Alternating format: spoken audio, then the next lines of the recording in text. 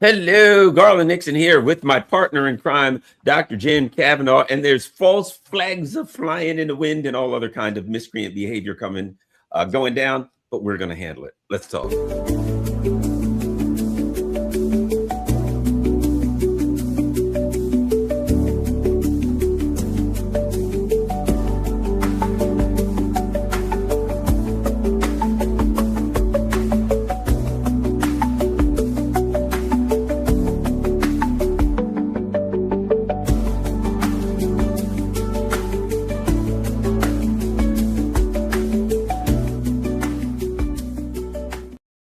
Hello, Garland Nixon here with Dr. Jim Kavanaugh, and there's all kind of craziness going on, and we've got a good bit to talk about. Let's get started, I think, with, the person now who has really become a superstar, and it's not just because, people like her, because they do. It's not just because she's pretty, because she's very pretty. It's because she is addressing a subject that desperately needs to be addressed, and she is addressing it in a way that's quite frankly horrifying, because half the time you're afraid that the Zionists are going to try to do her in, Candace Owens. And I think this Candace Owens phenomenon that's going on really expressed itself at this TPE USA, Turning Point USA event, where Ben Shapiro blasted Tucker Carlson and whoever, and then Tucker Carlson came out and I think did a great job of not blasting Ben Shapiro, doing a great job. But we're seeing wherein the Democratic Party kind of hit the rock, shall we say, to use a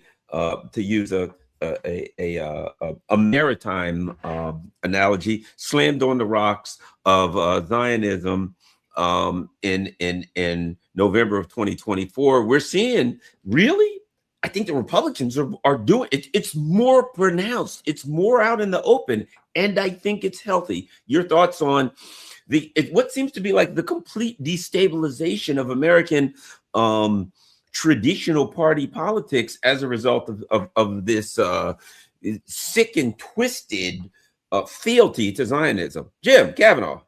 Yeah, well, I'm all for it. I think that American party politics is being upended by the issue of Zionism, and I think it's great. And it's, as you say, it's really hotter on the right now than in the Democratic Party. The conservatives, the most popular voices of the conservative movement over the past 8 years, Candace Owens and Tucker Carlson, really taken off and are not backing down, and they're criticizing Zionism in Israel. I mean, what the things that Tucker Carlson said at that TPUSA thing were really wonderful. He did a thing about Islamophobia and why should we hit Muslims? This is not, why are we doing this? This is crazy. He was very, very good. And Candace Owens is not backing down on taking crap from Ben Shapiro or Erica Kirk or whatever. She's going forward. Let's look at this.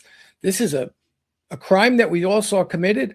It's, she's not backing off from this baloney about, you can't question it because you'll be upsetting the grieving widow. Well, question the Kennedy assassination. That doesn't make it, Jacqueline Kennedy didn't say, no, don't question it. In fact, she questioned it herself. So anyway, this is, but on the Democratic side, it's clear, the Democrats have abandoned now the idea of doing a quote unquote autopsy of what happened in 2024, because everybody knows what happened in 2024. They know, it's clear now that, I don't think it's the only thing by any means, but and I don't know that it would have changed it that Kamala would have won, but it's clear that Kamala lost a lot of votes and votes in swing states because of her position on Gaza, because of the fact that she was a supporter of Biden's genocidal policy on Gaza.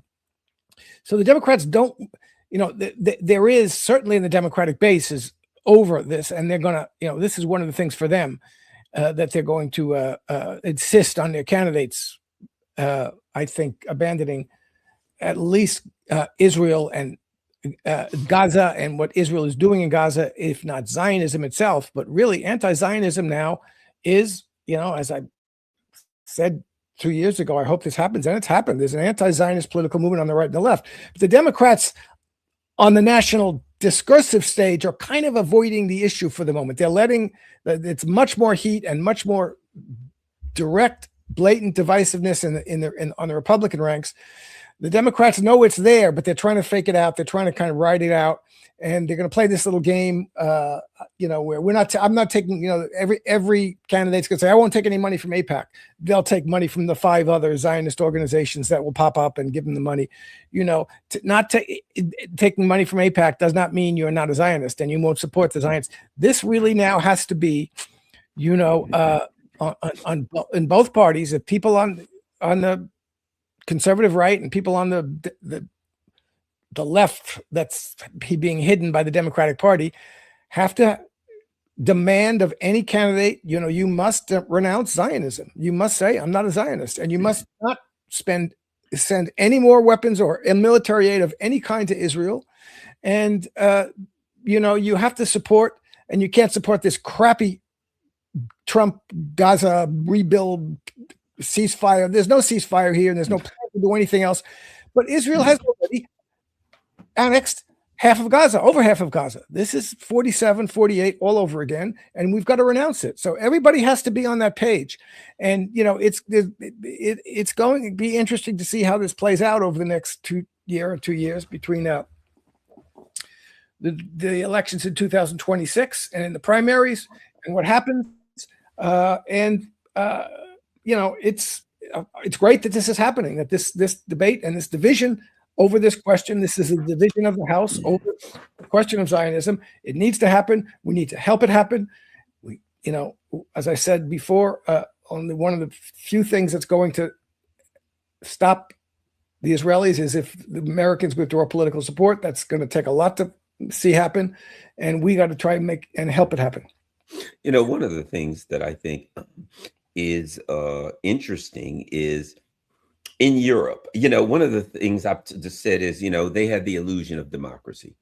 It's clear that the fascism of Franco and the fascism of Hitler and the fascism of all of these other people never went anywhere. It just kind of hid a little bit. It put on a friendly suit and walked around in a nice dress and just walked around in public and pretended like it didn't exist. And as soon as there was a little pressure, as soon as the people said, hey, we don't like what's going on in COVID, it came out in black with a black uniform on and beat people over the head. As soon as the people said, hey, what's up with maybe the Ukraine conflict, maybe Zionism, whatever, it came back out, right?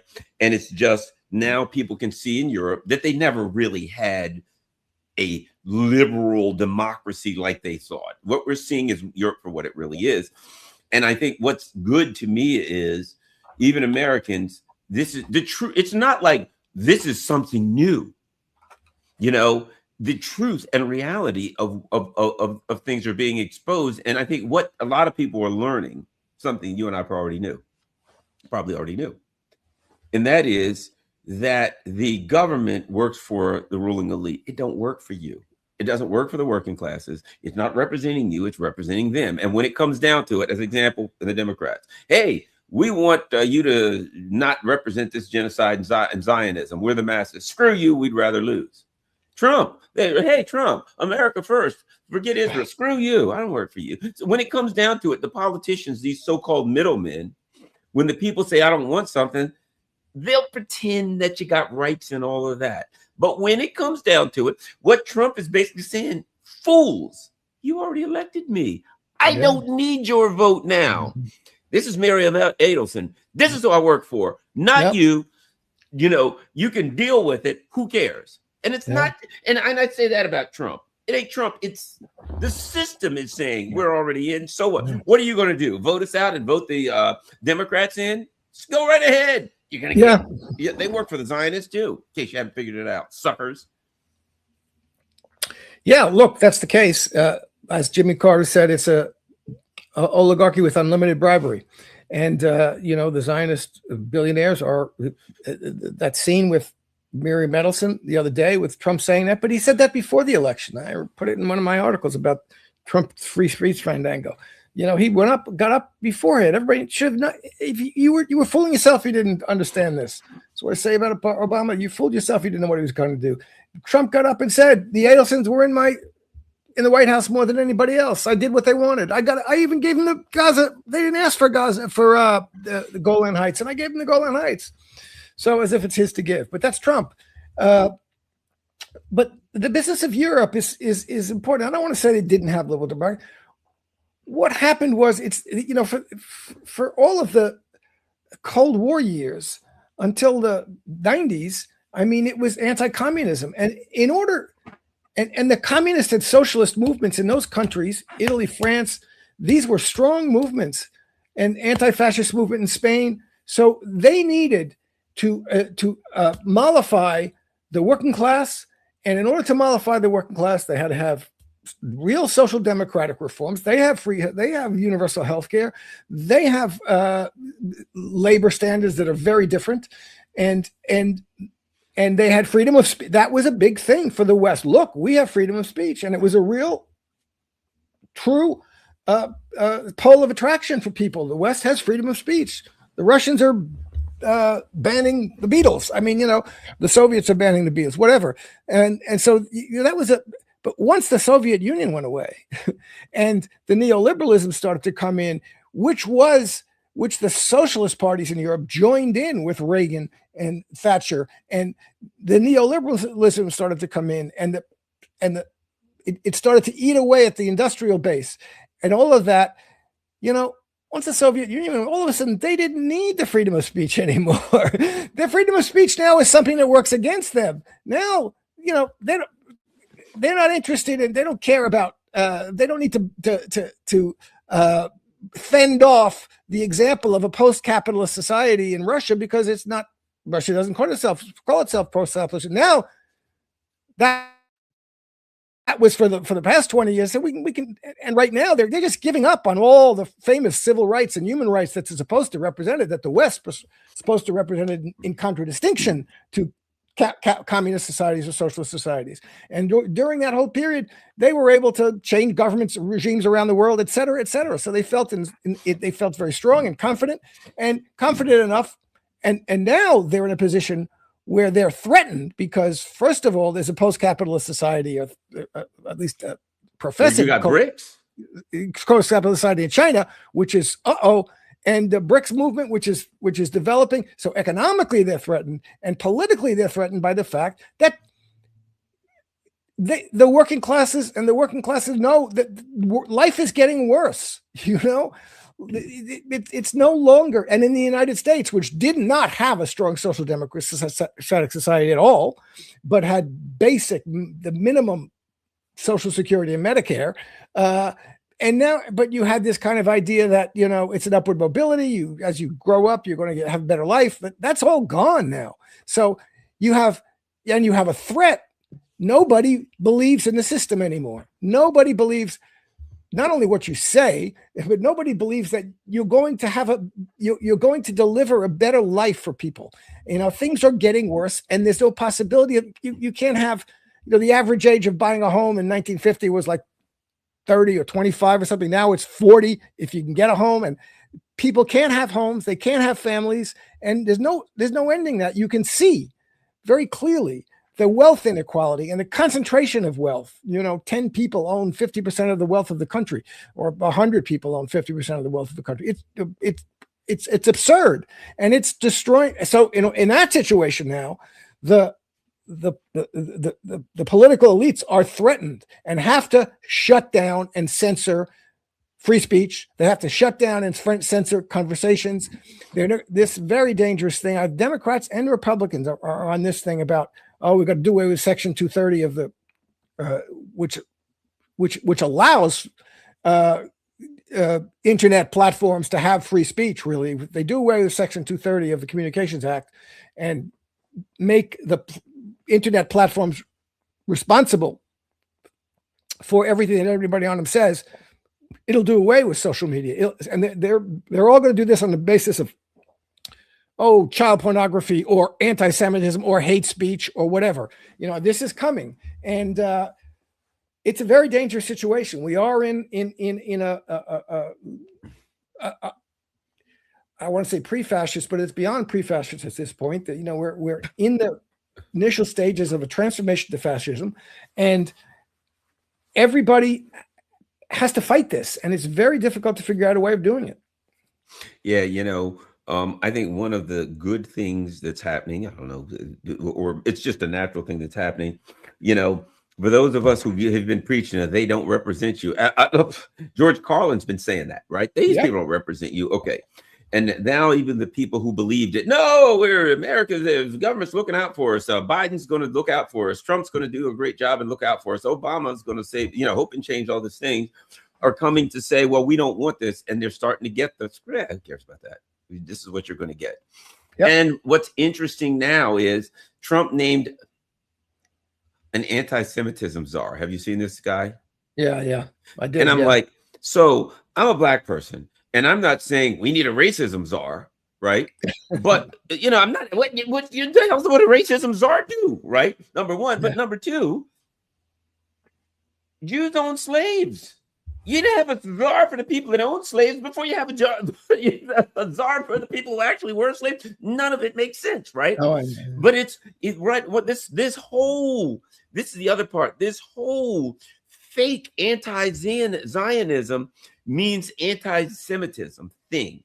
Everything's anti-Semitism. You know, it's like, hey, how's the weather going to be today? Anti-Semitic. That's the, you know, that's what next we're going to turn on the weather. Okay, we've got anti-Semitism followed by a front of anti-Semitism waking up, well, you know, coming across Canada. So put on your yarmulkes and get ready for the weather, right? People can see it for what it is. And I would add this. This is going to, I've been saying this for a while. Man, this is going to create not just an anti-Zionist backlash. It's going to create already is a nasty, real nasty anti-Jewish. This thing of calling everything anti-Semitism is going to create, or excuse me, is creating anti-Semitism in a way that will eventually be frightening. And those of us who actually look at it and say, okay, that's discrimination, that's not, and we use that based on reality, are saying, man, you guys are doing something. Yeah. You people are fools for letting them do this to you. Anyways, Jim. Yeah, look, and that's deliberate. You know, Zionism needs anti-Semitism. Zionism, the fundamental appeal of Zionism since 1948 and among liberal Zionists and secular Zionists is the idea of survival, that, you know, we're going to die if they're going to come kill us if we don't have our state. This is a lifeboat. This is our safe room. Israel is the safe room for Jews in the world, because otherwise they're all out to get us. So you have to, and the Zionists have said it over and over again, you know, anti-Semitism works on behalf of Judaism. As I said, on behalf of Zionism. The other element that I said the last time, you know, that will undermine Zionism in Israel is the emigration of Jews from Israel. They need to get Jews to come to Israel. And the way they do that is to foster anti-Semitism and to create, you know, Charlie Kirk said, oh, these guys are proving the stereotypes by insisting on, by trying to control me and by berating me. Netanyahu gets up and says, I demand. I mean, he gets up and says, I demand that countries stop these protests and do this. Netanyahu is getting up and demanding that every country in the world do what he says, do what he wants, trash their own free civil rights in the countries.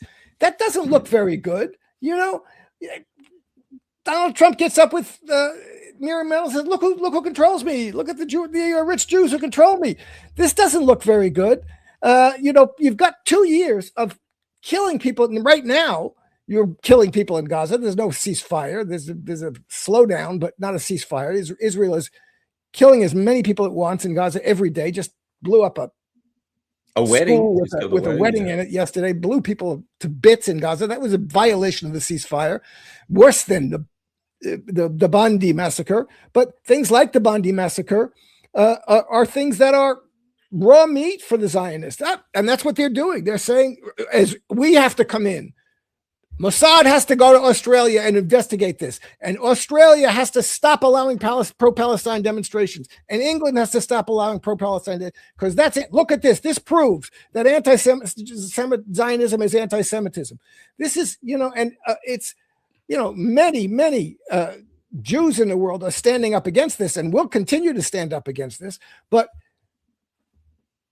Israel and Zionism needs anti-Semitism to feed it. That's and to prove it's the only thing that they can use now to kind of try and justify the existence of Zionism is, you better get in the lifeboat or else they're going. And anybody who doesn't like what we're doing to the Palestinians, they're trying to kill us. You see, that's really what's happening. You know it. All of us Jews know that if what they really mean when they say we don't want you to slaughter Palestinians is that they want to slaughter the Jews. That's what they're saying. And they have to kind of make that appear to be true. So they will do anything to make that appear to be true. And they'll take advantage of anything to make it appear to be true. And that's what we're in now. And we can't back off on it. Nobody can back off on this. Terrible what happened in Bondi. The actors who did what happened in Bondi were from the political groups that Israel and the United States supported and funded and helped in Gaza, in Syria, for the purpose of overthrowing the Syrian government on behalf of Israel. ISIS was a pawn of Israel and the United States. And that's perfectly clear now. And so, given what's happened in Syria, so, they're complaining about, they created a situation where they deliberately funded and helped, they literally helped, and they acknowledged it, ISIS in Syria. And now if it turns against them, you see, so they didn't mind funding anti-Semitic ISIS when they were going after Bashar Assad, and they knew very well, that may come after us, but that'll help us sell Zionism, and that's what's happening. And this is also why, given the complete lapse and disappearance of confidence in the official narrative, anything like this happens, the first thing most people are going to say is this is a false flag. And in like the Bondi thing. And in a certain sense, structurally, it's a false flag. Whether the Mossad actually paid these guys to do it or manipulated, the fact is that political movement that those people, if it's true, they're ISIS represented, is a political movement that was put into the world by Zionism. It is something that Zionism created to attack itself. And this is the situation that we're in now. So it's going to be very nasty, because and look at what's happening in Britain and Australia. They're going to ban every Palestinian demonstration. They have these kids. They're not just kids. The people in Britain who are on hunger strike over this, and people are going to just get rounded up, and they're going to try and intimidate us to stop supporting Palestine, because you're an anti-Semite if you support Palestine, and if you oppose Zionism. No, I'm anti-Zionist. I will be anti-Zionist. Globalize the Intifada and free Palestine, and everybody has to be more militant about that and more assertive about that. Well, let's look at this as an example. Okay. Misinformation exploits confusion and grief after the Bondi attack, right? Misinformation. The grief is barely taken, yet one of the worst terror attacks in Australia is being hijacked and exploited through social media misinformation and disinformation, right? Look, several posts have falsely linked Israel to the attack. Here's the thing about it. For starters, after COVID, as soon as I see the word misinformation, I'm like, okay, well, traditionally, everything that I've seen that was misinformation, within 6 months, you can get rid of the mis part of it, right? Number one. Yeah. Number two, as you said, number one, I mean, for starters, what did they kill? 16 or 20 people? Bad. I hated it. Don't want to see people killed. But they just dropped that. That's a daily occurrence. You killed tens of thousands of people, hundreds of thousands of people, tens of thousands of children. And if I say that's a terrible thing, I'm an anti-Semite for saying, oh my God, you're slaughtering hundreds of thousands of innocent civilians for no reason. You're delighting in it. You're raping people and then having protests that the rapists may be pro-rape protests in Israel, I right? know, Okay. And I'm an anti-Semite when I'm like, hey, pro-rape is a protest, probably not a good look. You just hate Jews, right? Yeah. So I would start by saying, how can Israel slaughter hundreds of thousands, and then when 20 people are killed, say the whole world has to come to an end? Yep. Number one. Number two, ISIS is your boy.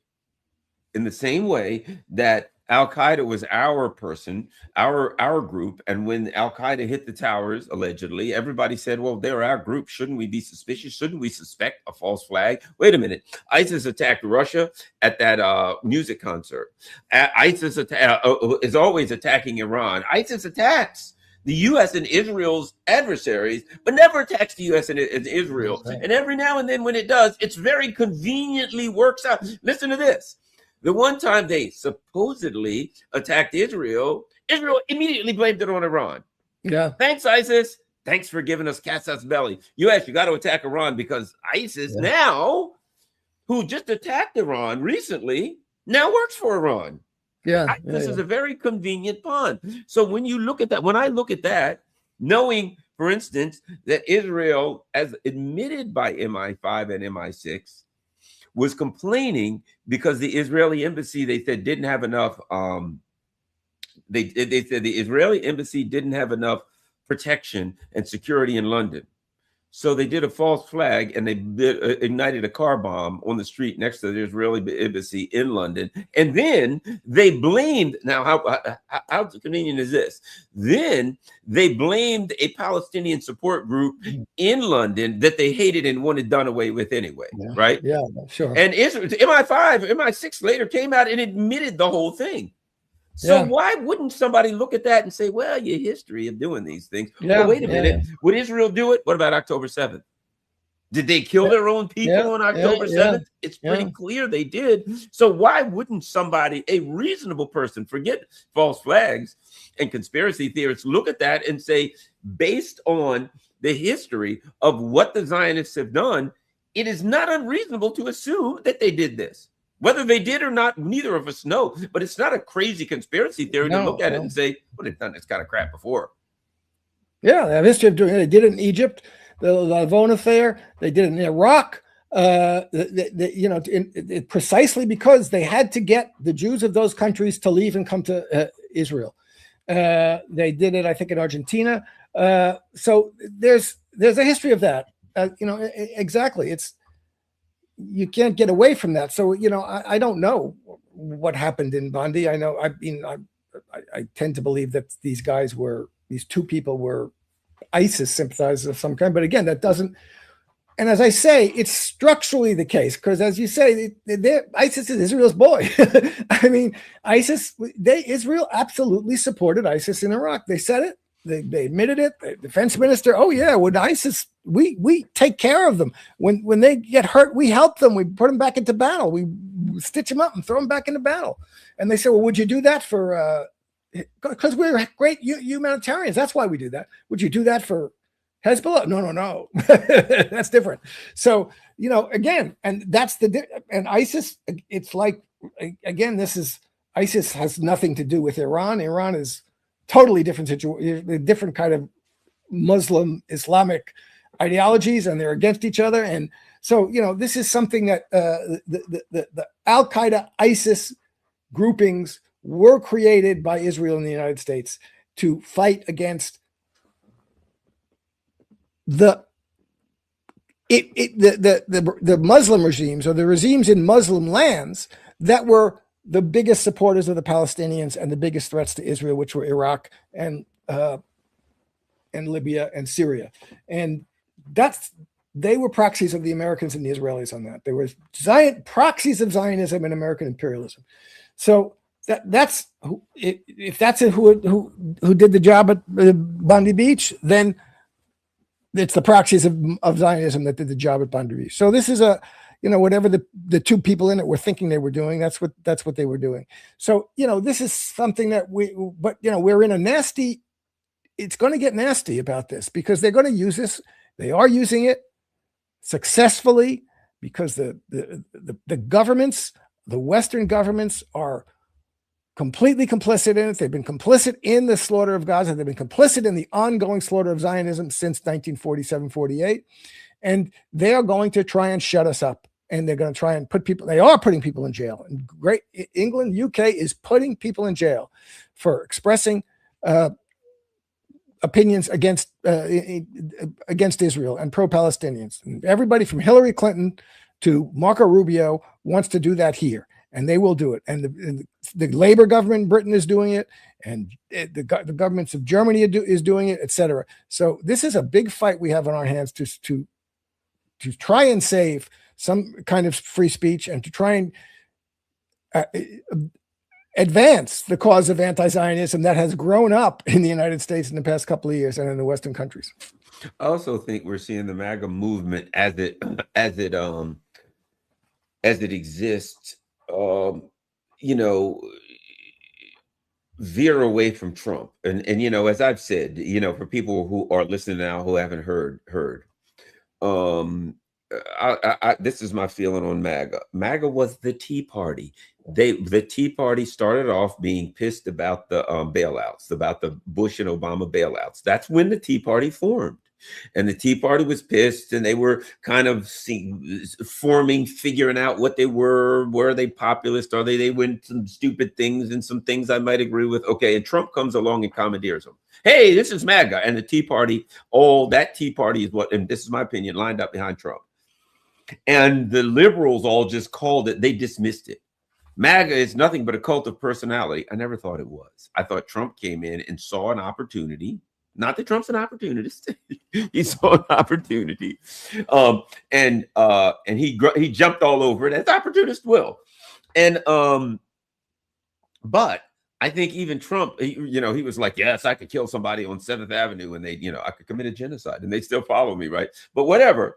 But now I think we're seeing a reality, and that is, it's not, I don't think it is a cult of personality. And we're seeing inside of MAGA a growing group of people who are saying, we voted for something, Donald Trump, and your job was to give us what we voted for. We didn't just vote for you so that we could take whatever you gave us because we're followers of Donald Trump. And what you're seeing now is this leftover group that says, we'll follow Trump because we follow Trump. And even when he does things that we don't like, we'll just dismiss that and say he's really doing 3D chess because he's so smart and he's so different.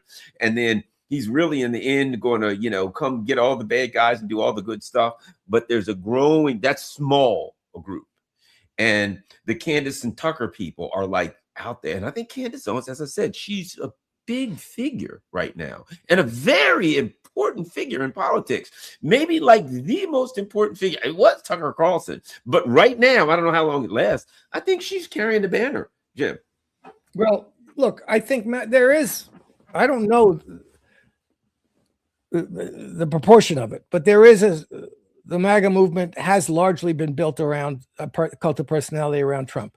And I think, but in terms of the policies that a lot of populist followers of Trump moved to Trump because America first, no more foreign wars, freedom of speech, that was a big thing. The crap around COVID was a big thing, the pushing people and forcing people to do things that they didn't want to do that were actually bad for them, and the smugness and sanctimoniousness of the Democrats with their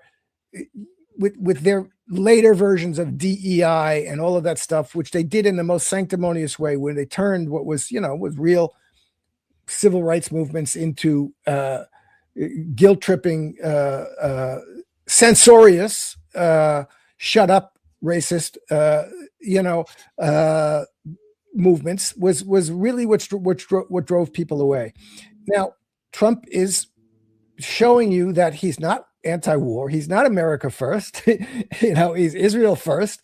He's not free speech. He's going to shut down anything that's critical of Israel. He's not, let's control immigration. Sure, let's control immigration. The border should be controlled better than it was under Biden. No question about it. But he's throwing people out of the country. They're ramming into people with cars. They're arresting American citizens, dragging American citizens off the street and putting them in jail for days or weeks, and this is just a Gestapo that he's created to be intimidate, to be a militarized police presence on the street that's gonna, run. And it's not run by Trump. Again, the thing about Trump is that people have to get over it. He's a weak political figure. Stephen Miller is running the domestic politics of the country. Russell Vought is running the domestic politics of the country, and the foreign Miller's and Marco Rubio is running the foreign policy. Trump sits around. Trump doesn't know what he's doing. He's being told what to do. He's being pushed around. He's very indecisive, and he doesn't really want to make a decision. But he'll let people decide, and people will come to say, you should do this. Okay, I'll do that. And then the next day I'll turn around and say, oh, maybe I shouldn't do that. Maybe I should. So everybody has to understand how weak and insecure Trump is. And that's always been the case. He talks like a tough guy, and he thinks he's a tough guy. And he thinks everybody's going to do what he says. And he's got power of the executive that he can make a lot of people do what he says. But really, he's not formulating policy. He doesn't understand policy. His only policy is tariffs. And that he got to back off up and back and forth and back and forth. So this is a nasty situation. These people, Stephen Miller and Russell Vought and Marco Rubio, these are nasty, reactionary, right-wing people. They don't give a damn about freedom of speech. They don't give a damn about America first. They are old school, right-wing, racist reactionaries. And they want to take over. They want to reinstall American imperialism in Latin America or wherever they can around the world. They want to go back to the days before we knew about Negroes. I mean, this is they want to go back to the days when everybody knew their place, and this is baloney, and it has to be resisted all around. And they're treating, there's some kind of American identity that's opposed to migration or opposed to immigrants. That's silly and it's crazy. We should be people who should come here legally, and we shouldn't allow 25 million people to come in 3 years or whatever, or 10 million, or just walk across the border. That's true. But, you don't take people who've been here all of their lives and have families and children who are all American citizens and people who are here legally. You don't set yourself up outside of naturalization hearings to people who've been here for 15, 20 years, going to just naturalize, and they go to the naturalization hearing and they get grabbed and thrown out. This is just absurd and it's ridiculous. People who are good members of their community, and this is what they're doing. So this is all nasty baloney. Everything you were promised under Trump, he didn't care about. He cares about himself.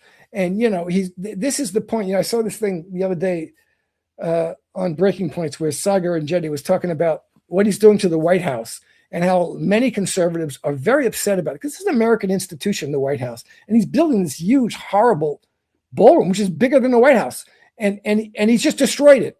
He's destroyed a whole wing of the White House, and really it is what he's done to the White House, and what he did with these little plaques under the president, which are like Truth Social blasts. I mean, it's just silly. And what he's done is he's turning it into his house.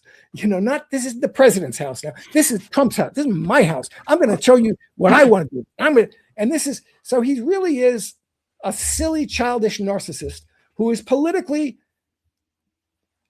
ignorant and weak and easy to be pushed around by people. But he's in that position now where he has to make a decision, and if it's he knows it's going to be stupid to make a war with Russia. So should I get out of the war with Russia? Should I not get out of the war with Russia? He knows it's going to be a walkover, and it may not be a cakewalk in Venezuela. Should I attack him? Should I not attack him? So every day he's going to be pushed into doing something else, and this is what we're with. This is what we're stuck with now. And the people of the United States, the people who voted for Trump, the people who voted, there's still a cult of personality around Obama. The people no King's protests. How about that? What a joke. The people who voted for Obama and voted for Trump, and the people who hold on to that because they say, oh, this guy, if only he could, they would have let him do what he wanted to do. This is baloney. It's baloney for Obama and it's baloney for Trump. They're part of the swamp. They're the oligarchs who are controlled by the unlimited bribery. And that's what they are. And you've got to get over that. But this is a very difficult thing. The political education of the American people is miserable because it's done by Fox and MSNBC. And I think that the political education that the Americans are getting educated. They're getting educated by the Zionists. They're getting educated by the neocons. They're receiving an education. Sometimes bumping your head is an education. You know, when they look at what's happening, they say, okay, we want you to deal with inflation. Screw you. Oh, how about healthcare? Yeah, we'll get rid of the subsidies, and a bad situation is already going to get way worse, guys. Yeah. Wait a minute. You know what I mean? It's like, but good news, Trump, Jim. Trump just signed $1 trillion bill at a time when people can't afford housing, when they can't pay the bills, inflation, everything. He goes on and he does the Joe Biden. He goes on the other night and he tells us how wonderful things are. Things are cheaper. Everything's down. Life is good. Things are wonderful. And it's like, that's just the way that it's a let me take moment that we get from the ruling elite every now and then. Yeah. When people say, hey, we're not doing so well. What the Democrats do is they say, all you need to do is go to this website. Just click on this and go to the website and it'll tell you how good you're doing. Read on the website. We got pie charts. We got graphs. Anything you need, read it there and you will know how well you're doing. Well, Trump doesn't go through all that. He just goes on there and says, let me read you some statistics. That he stumbles and fumbles through the statistics. And it's like, that's what the ruling elite does. When you tell them times are hard, they just say, no, they're not. Excuse me, we got to go give another $1 trillion to the military industrial complex for things that the Russians have proved that shit don't work. The Russians are blowing all that stuff. Hey, send us some more $50 million tanks. Boom, blown to smithereens. How about some more? And in fact, Rubio even admitted it and said, well, we send stuff there and a week later the Russians blow it up. There's no point. But we need another $1 trillion so we can build more stuff that isn't going to do any good. It's just going to get blown up by the Russians in no time flat. But hey, the military industrial complex has to eat. It is a joke. It is a clown show. I think it's expressed best in the argument between Ben Shapiro and Tucker Carlson. I really believe that all of this stuff is expressed there because all of this stuff is expressed by people saying, we're unhappy with the status quo about this particular issue.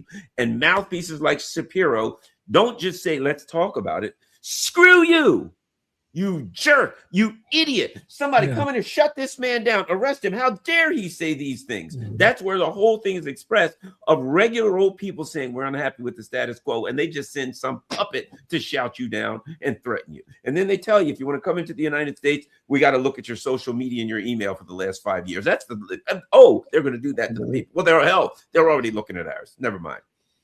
Yeah, that's really unbelievable. They're going to ask you for 5 years of social media, all of your personal information, your addresses for the past 10 years, your wife's and husband's addresses. It's nobody wants to come to the United States. What the United States is isolating itself in the world, and it is killing itself. I mean, this is really bizarre.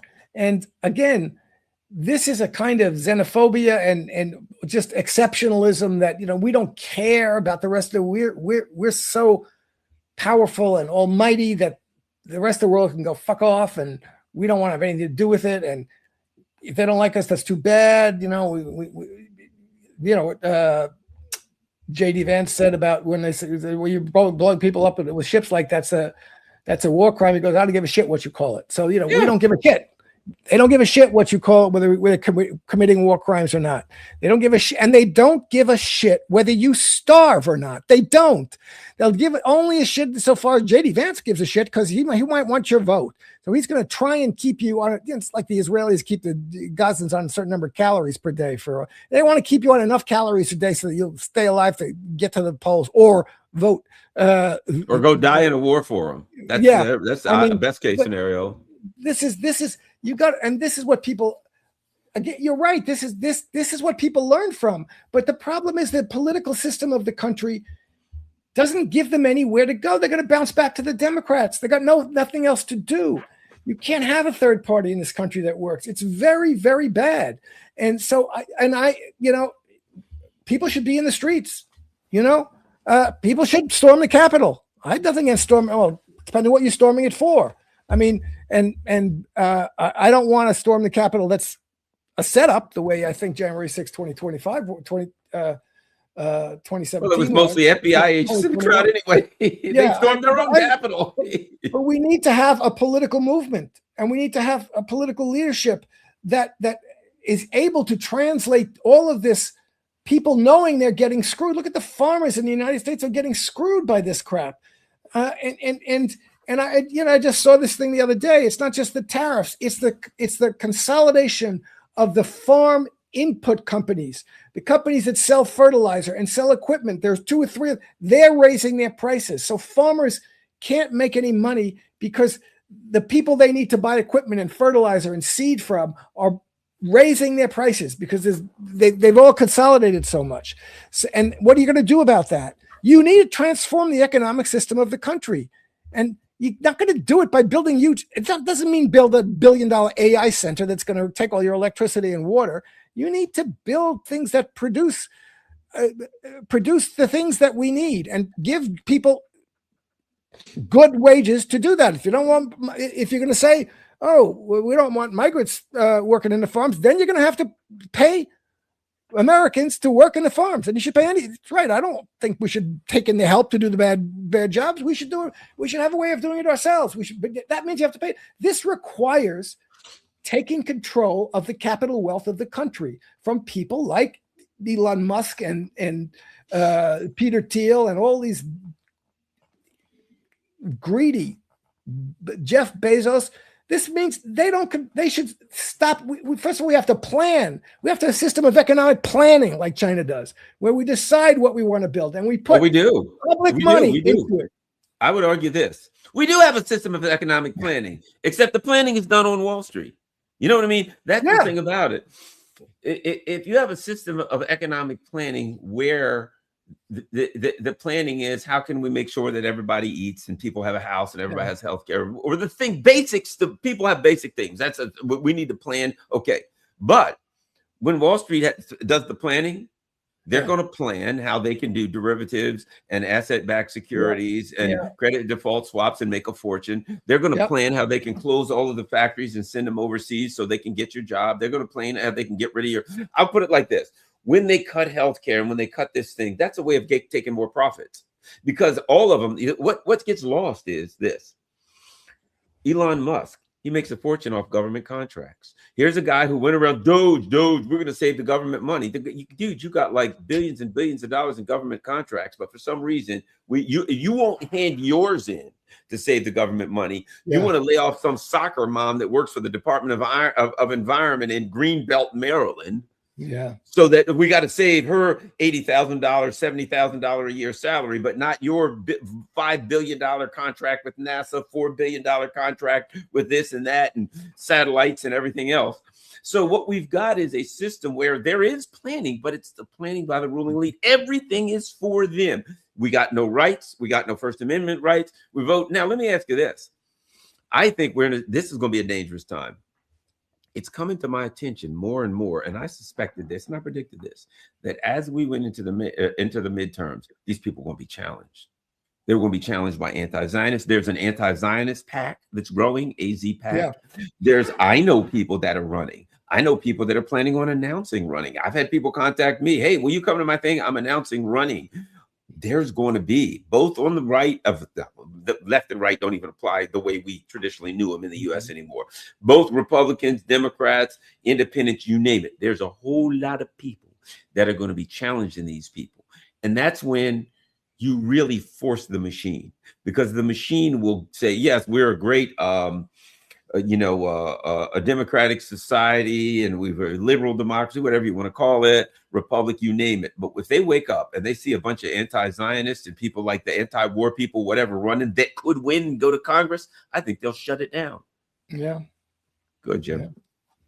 Well, I'm all in favor of, look, I think we do have to take to the streets and take to storming the Capitol. And I just don't know where the political movements to do that are. But I mean,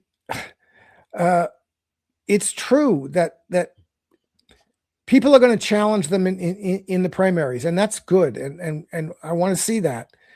But again, the two parties are controlled, and it's going to be impossible to overthrow their control. You know, and I just don't know. I'm not suspicious because, you know, but wary of the possibility of anybody, you know, coming to the full. You've got to. On the one hand, you got to go outside the party. On the other hand, you can't get anywhere going outside the parties. So it's a very difficult situation, and the economic situation is going to get worse. We're looking at, you know, it can't get any better. There's no, as you say, the planning is done on Wall Street, which is planning for the individual capitalists to enrich themselves. That's what the planning is for. We don't have social planning for the good of society. We have social planning for the enrichment of people who are already, further enrichment of people who are already rich. And people don't understand even the difference of that the difference between thinking socially and thinking in terms of individual enrichment. And the entire society and the capitalist ideology is based on the latter. And that's what people work on. And changing that has to be done, and we have to work on it.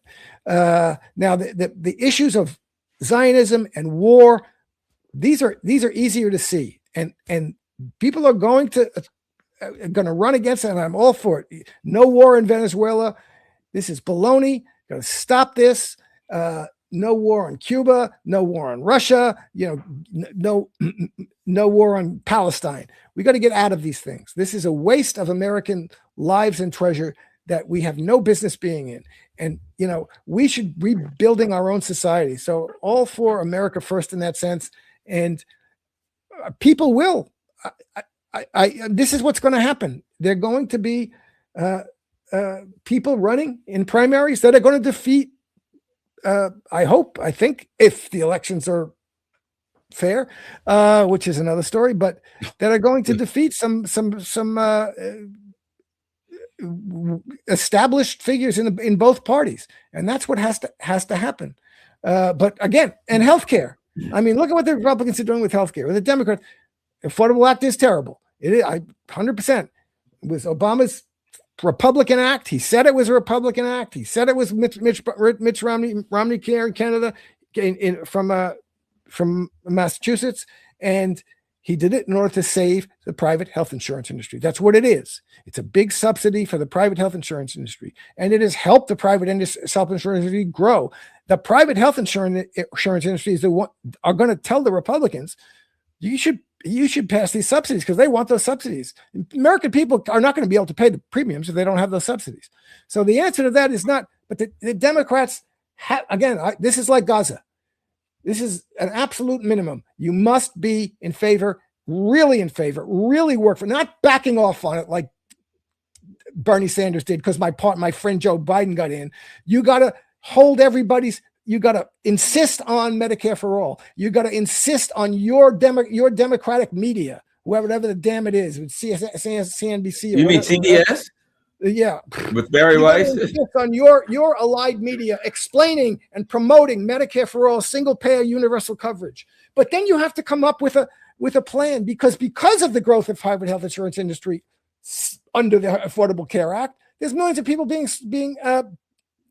employed by that now. You have to come up with a plan to employ those people. That you're going to end the private health insurance industry. That's what you have to do, or just reduce it. 1/5 of the 1/5 or something of the GDP, which it shows how bad it is right off that. But 1/5 of the GDP. So, but it shouldn't be 1/5 of the GDP because it's like the money that goes to Ukraine. Most of it is stolen anyway. Most of it has nothing to do with healthcare. It's going to nothing. The money that goes to the private health insurance isn't giving you health care. It's just enriching the owners of the private health insurance industry. You're not getting any health care from it.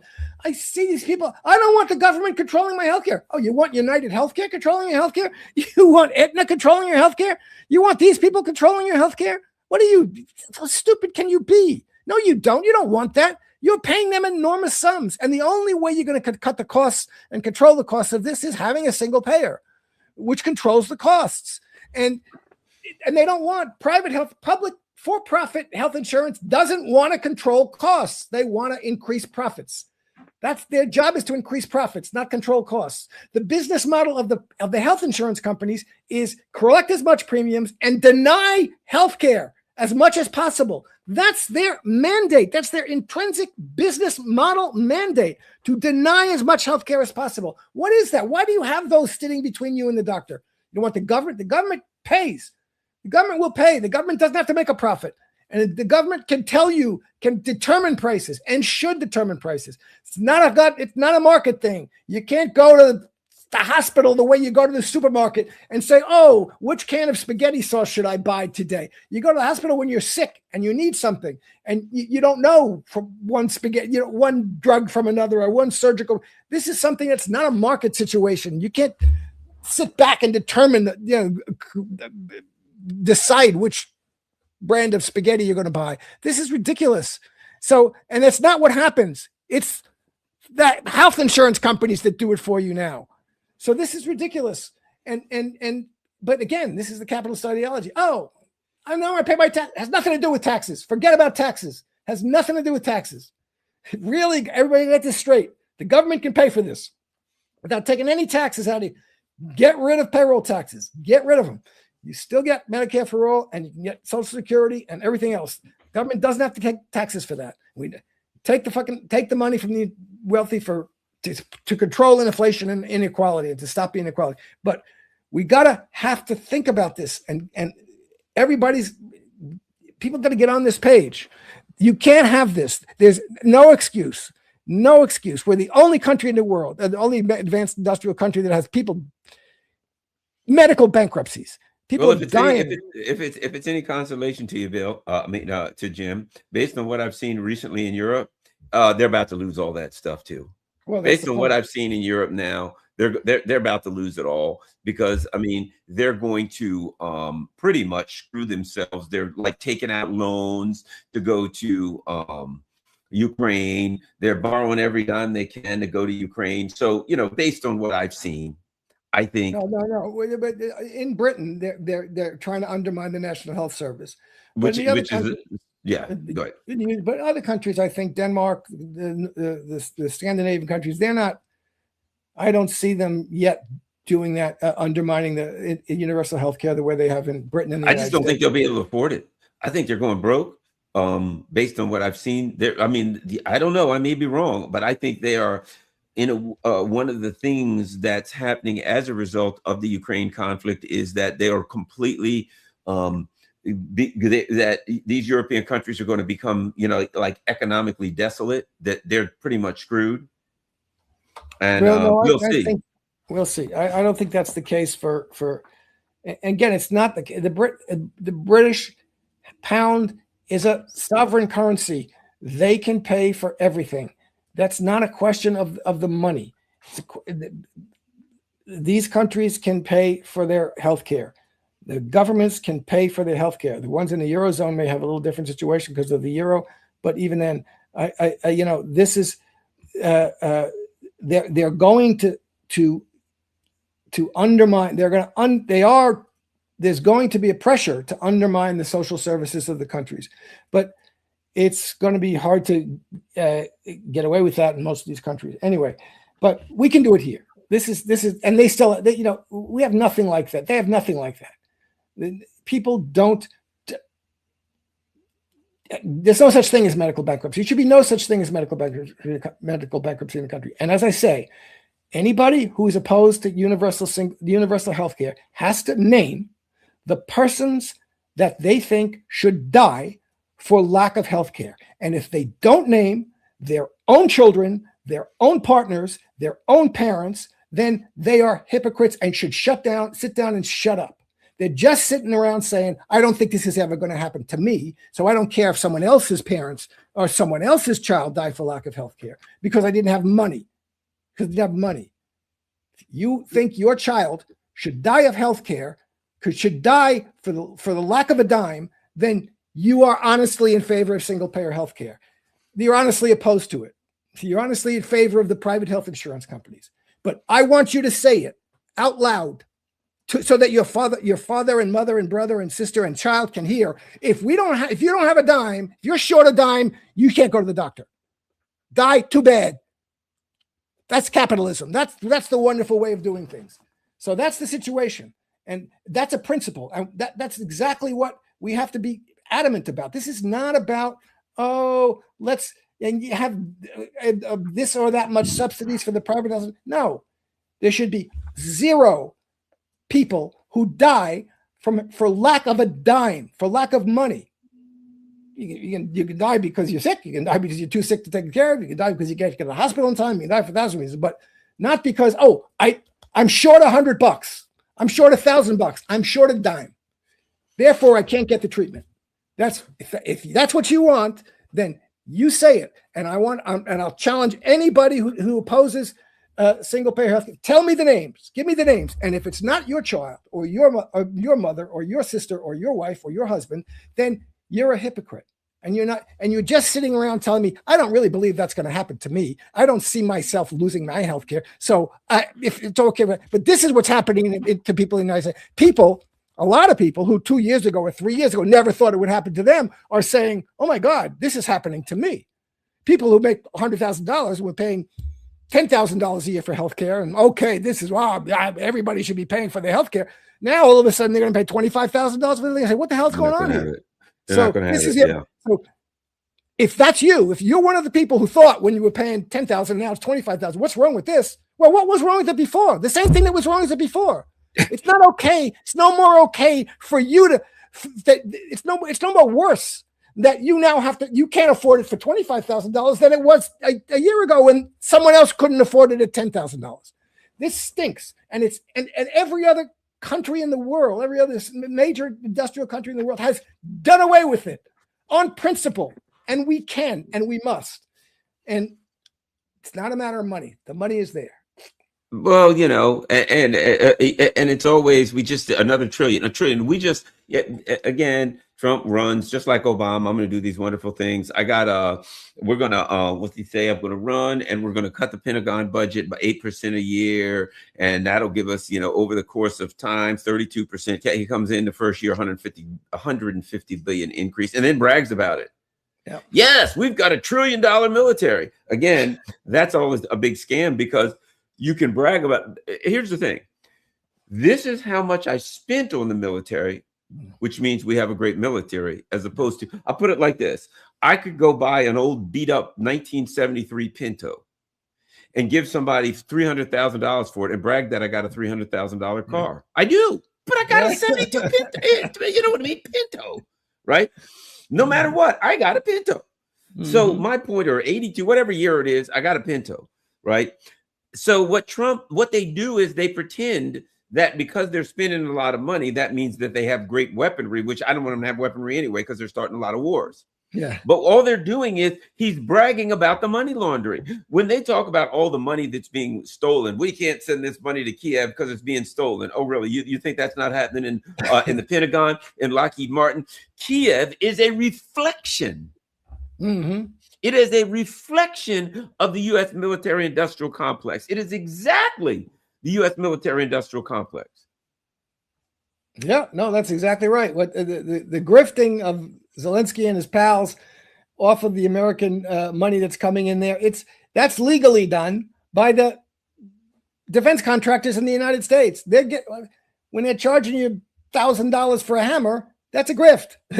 That's stealing. And they do that all the time. And this is the point. American weapons, they're spending a lot and getting fancy boutique weaponry that's also very fragile, that needs a lot of maintenance, that's not going to stand up. So they're not giving you a 73 Pinto. They're giving you a 2026 Bentley, but then you got to drive it on the pot roads, and you know what they say about Bentleys, right? Yeah. Bentleys and Jaguars now. Jaguars, yeah. Buy 2 of them because when one's in the shop, you need a second one that actually runs. Exactly. That's my point. And they got to buy it's for use in a war. You got to drive it on the pothole roads. You got to drive it on the gravel roads. You got to drive it on unpaved roads. How's that going to work? And then you got to spend all the money, as you say. You got to have another one. Absolutely. Have another one and have a spare there to get the parts and fix it. And you got to have a bunch of good technicians and good mechanics to fix it. So that's what they're doing. Whereas, Russia and China they're building good weapons. They're building fancy weapons, but they're building also weapons that are for purpose. They will last in a war. They will not. They'll be able to drive over the bridges. They won't be too heavy for the bridges in Ukraine, and they'll be able to take some hits. And it's not going to take $1 million to fix them and get them back on. If they're damaged, to fix them and get them back on the road. So that's the, those are the things that. Yep. All right. Well, Jim, thank you very much. That's been an hour. We've done another great job of solving problems. We've hit, I think, all the big ones. We got to come back again soon. We got to talk about the state of the U.S. as the mediator. We're not a party to Marco Rubio. We're a mediator. We're the only country that can come in and say, oh, these people that we have nothing to do with are fighting it out. Why don't we try to come in? Yeah, I know. Because we're the good guys. We'll talk about that next week. Jim Kavanaugh, tell everybody where they can find you online. On my Substack, Jim Kavanaugh's Substack, the polemicist _, on X. Ho ho ho! I guess this is probably our last show before Christmas. Maybe not. Maybe not. Maybe we got things we might have to talk about. I'm off. All week. I got things. What was I going to say? Whatever. They took off. You usually have the polemicist under yours. I have Patreon. One day it's there. The next day it's not. Thanks everybody. Under your name, it usually says the polemicist. Mine says Patreon. Whatever. At any rate, thanks a lot, everybody. Don't forget. Thank you for all my Patreon members. The people who go to PayPal and buy me a coffee and all that kind of stuff. Thank you very much. If you want to donate, that's wonderful. You have my P.O. box. So anybody wants to send me a Christmas card or anything, there's my P.O. box. Thanks a lot, everybody. Share this on all your social media platforms. Jim and I are out. All right. Thanks a lot, Jim.